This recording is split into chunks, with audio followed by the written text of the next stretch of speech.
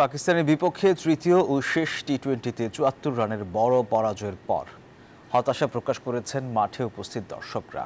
Batting ব্যর্থতার জন্য সরাসরি ক্রিকেটারদেরই দোষেছেন অনেকেই। ম্যাচ শেষে গ্যালারি ছেড়ে যাওয়ার সময় কেউ কেউ ক্ষোভের সঙ্গে দোঁ দিয়েছেন। সিরিজ জয়ের আনন্দ থাকলেও শেষ ম্যাচের এমন আত্মসমর্পণ মানতে পারেননি সাধারণ ক্রিকেট প্রেমীরা। উদ্দেশ্যে এসেছিলাম, কিন্তু আমরা পুরো হতাশ হয়েছি। আসলে এরকম আমরা কোনো কাম্য ছিল না যে বাংলাদেশ আমাদেরকে এই হতাশায় ডুবাবে। এই যে ম্যাচটা আসলে হয়েছে এটা হচ্ছে বাংলাদেশের আসল রূপ। এর আগে যে ম্যাচটা আমরা জিতছি এটা আসলে মিরপুরের মাঠে আমরা যা একটু পারি।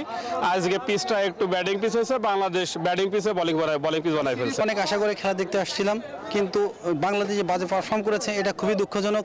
মানে খেলার ফ্লিক্সটা পুরোটাই নষ্ট হয়ে গেছে। বান্ডেল থাকলে প্রতি সেনমানিতে টাকা বাঁচবে। বিকাশ সেনমানি বান্ডিল কিনে জিতুন প্রতি লেনদেনে।